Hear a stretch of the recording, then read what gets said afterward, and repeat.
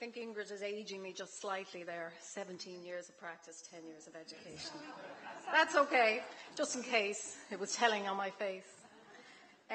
It's a great pleasure to be here in Donegal, and it's a great pleasure to be contributing to this debate tonight. Universal health insurance, is it the answer? I want to thank the MacGill School for the invitation to contribute to this debate this evening. My invitation arises as a result of my background as an educator and researcher in healthcare. My view in this debate is shaped by my experience as a provider of healthcare. Over the course of my career, I have worked in many healthcare organisations and health systems, both here and overseas. However, I'm also informed by my experience as a primary carer for an ageing parent. My mother served my family and the country well. She worked hard and productively all her life. She made monetary provision for her old age. She now finds herself in the latter stage of life in need of health services. The degree to which she is reliant, she would never have anticipated or indeed wanted. The carer experience has made real the challenge of access and the experience or patient journey in the Irish health system. These were concepts that I was well familiar with through the course of my work in nursing, education and healthcare research. However, the experience of understanding and negotiating the entitlements to medical care, gaining access to services, and generally grappling with the inequity, lack of clarity, sheer complexity of the system of provision has clarified the substantial imperative for reform in the Irish health services.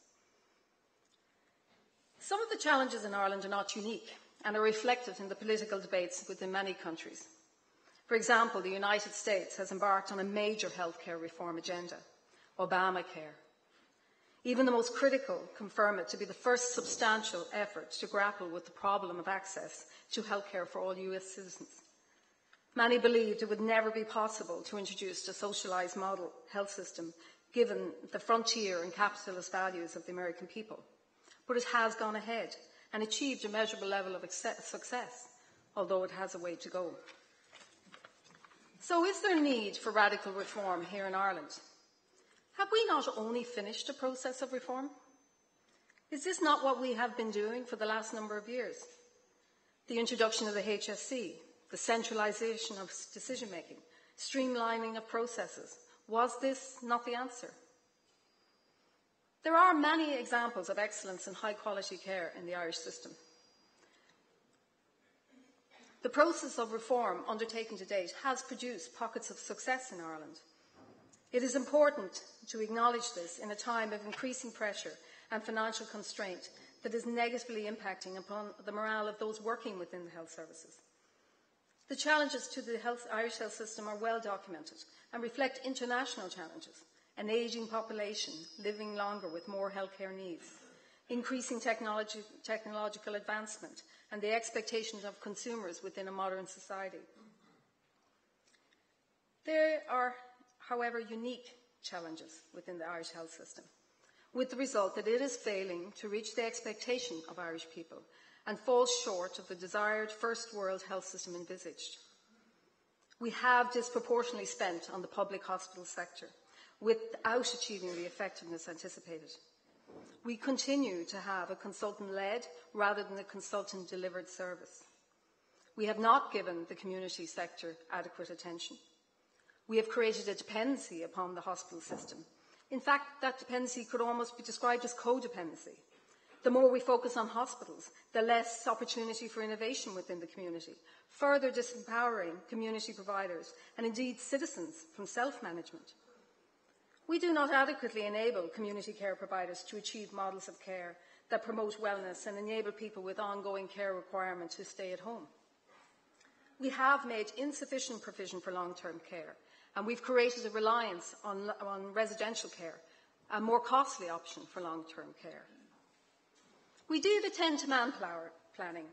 We carefully predicted and invested in the undergraduate education of health professionals so they may provide health service in the coming decades. But we exhibit a careless disregard for that educational investment. We appear relatively complacent as to the future impact on care that the current migration of nurses, doctors, physiotherapists and others will have. So why have these reforms not worked? This is relatively a small population, 4.5 million people, would not even make up a community care area in some of our neighbouring countries. We are spending as much on health per capita as many European countries. Should we spend more? The weak association between health spending and healthcare outcomes indicates that spending may not be the solution. The Irish health system is already classified as a universal one, funded in the majority by central taxation. Ireland does provide universal access to specialist services. Hospital outpatient visits are free at point of service. The unique element of Irish healthcare is the mix of private and public patients within publicly funded organisations. The structures that have evolved and underpin the two-tier system conspire to favour private patients over public. There has been considerable objection to the propensity of the system to advantage one over another. Two waiting lists are in operation within public hospitals, with the result that private patients can access specialist care, disenfranchising those most in need. Although objectionable, it is of interest that large numbers continue to pay private health insurance so they may access services they have already paid for through central taxation. It is estimated that even now, although the figure is declining, 45% of the Irish adult population have private health insurance. It could be said that the country already operates a social insurance model, given the percentage of the population who deem it necessary to duplicate cover for acute services, due to the fear the public system will not provide a timely or adequate standard of care. That being said, the protection offered by health insurance is limited. Unfairness is not exclusive to public patients, as even citizens with private insurance are at risk of spending several days on an A&E trolley, and in the absence of a medical card are unable to access community care services and expertise. We have learned that the financial structures underpinning our health system lack the sophistication and refinement that is needed to incentivise and promote effectiveness within the service. A complicating factor of our system has been the unique mix of public and private financing, which perpetuates the two-tier system of healthcare in Ireland. Block and fee-for-payment arrangements are a barrier to development. The financial system contributes to the fragmentation and limits the potential for true integration of care. During the presidential debate of 2008, Tom Brokaw asked Barack Obama and John McCain, is healthcare a privilege, a right, or a responsibility? This is a useful question to ask when considering the reform agenda here in Ireland. We certainly believe it to be a responsibility of the people and the government. 70% of all healthcare expenditure comes from general taxation. We certainly appear to believe that healthcare is a right. On the face of it, we have provided for hospital access to all citizens. However, we also appear to interpret it as a privilege, given that some of our citizens will experience unseemly waiting times and inequitable service. The health system of the country reflects the values of the people. The model advocated by many of our European partners is underpinned by concepts of solidarity and social responsibility, and this is the value system that will best serve the Irish people. There are strengths within a universal health insurance system that is properly and universally and uniformly implemented. It enables the provision of a one-tier system of hospital and primary care with access and treatment based on medical need. All citizens are required to pay on income. The system does not discriminate on factors such as age and pre-existing illness. This differentiates social insurance from private insurance. Every person has equal access. Insurance premiums are paid to a healthcare fund. This protects a considerable portion of health funding from the potential instability of central exchequer funding. The government proposal is to achieve a single-tier system via a multi-payer model of universal health insurance within 5 years. The strategic framework for reform of the health service outlines the priorities: improved health, fair and fast access, free GP care, better management of chronic illness, more people cared for in their own homes, improved quality, safety and affordability. No small task, you might say. Many of the key building blocks for the implementation of universal health insurance are timely and will strengthen transparency, accountability and effectiveness within the health service. For example, hospital groupings, a positive step, and they should provide a vehicle to address duplication and create opportune usage of step-down facilities rather than reliance on acute and high-cost teaching hospitals. GP services free at the point of usage for all. In theory, this should incentivise greater care in the community. The introduction of case management, financial transparency, the provision for consultation around the values and the basket of services, the concept of money followed the patient is to be commended. However, there is work to be done. The basket of services is still to be negotiated. The White Paper does suggest, for example, the emergency department will be provided for through central taxation. The argument for separating the ED from other services is not convincing and is suggestive of an incomplete understanding of patient flow. The emergency department has been inappropriately used as a catch-all in many instances to compensate for inadequacies in care provision elsewhere.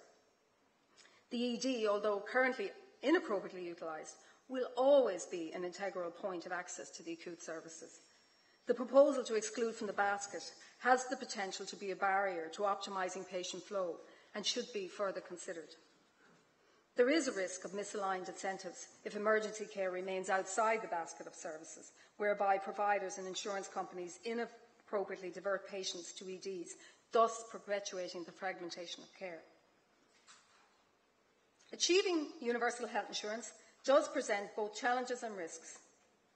There are some critical milestones to be achieved. The Health Information Act, to provide for an individual health system identifier for each system. This will be necessary to enable billing and tracking of financial information. The reform of primary and community care is perhaps the solution to many of the problems within the hospital system and is a priority that perhaps cannot wait 5 years. This reform will require considerable scale in change management if it is to be achieved. Experience from other countries give insight into the sophisticated regulatory and financial processes that will be needed to execute a multiple-payer model of health insurance.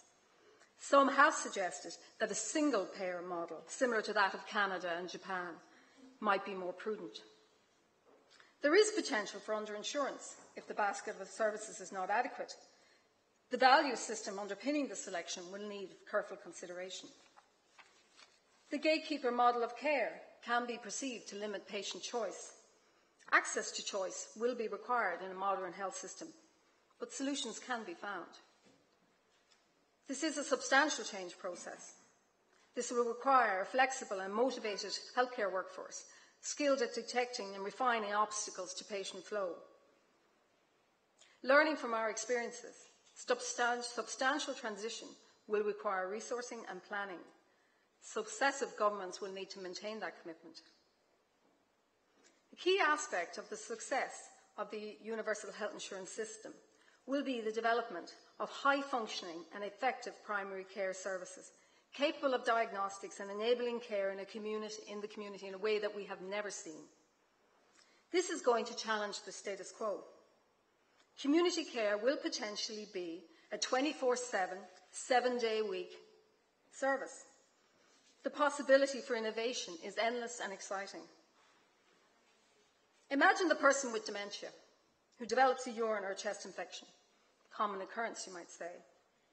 The scenario today: ambulance transfer to A&E, days on a trolley, exacerbation of dementia symptoms, risk of cross-infection, protracted length of stay, all culminating in a potential crisis, predicating the need for residential care. It makes a lot more sense if the health system would incentivise providers to find optimal care solutions. In the person with dementia scenario, appropriately and timely assessment, fluid replacement and antibiotics, administered by the right personnel at the right time, the right location, will offset the need for hospital admission and will result in financial and social cost saving. Social health insurance can be a very positive step towards achieving an equitable health service. Social health insurance is the right answer, but work is needed to clarify the underlying values and to garner the support of the general public. A report commissioned by the Adelaide Society cautions social health insurance is not a policy, but a means to an end. It is a mechanism for providing for healthcare that reflects the values of citizens. The report cautions if the values are not carefully considered, then this mechanism can be applied regressively with negative consequences, such as greater burden on the less well-off or higher costs if the payment systems are not adequate. There is a substantial body of work to be accomplished in gaining the confidence of the Irish people. The 5-year timeframe may be ambitious, and incremental improvements should be initiated before such large-scale reform. Extremely careful planning will be needed to ensure that the insurance contribution is adequate to service the fund and to ensure the basket of services being made available is not limited. If people are not confident, the private sector will re-emerge and we will return to a two-tier system. There is undoubtedly a public relations issue in relation to trust in the health service. The inadequacies in the infrastructure and undercapacity in the Irish health system have contributed to diminishing return in operating costs. It is vital that we address the capacity and infrastructure issues within our health service, even if we do not introduce universal health insurance. The financial crisis has caused us to rethink our values around healthcare. The national response to the withdrawal of medical cards from those most in need reaffirms that the Irish people do subscribe to a philosophy of solidarity in medical care. The Irish Health Service has the capacity to provide a first-world service to all citizens. It is a challenge to contemplate a substantial reform process at a time of financial austerity. However, it is clear we have finite resources to spend on health.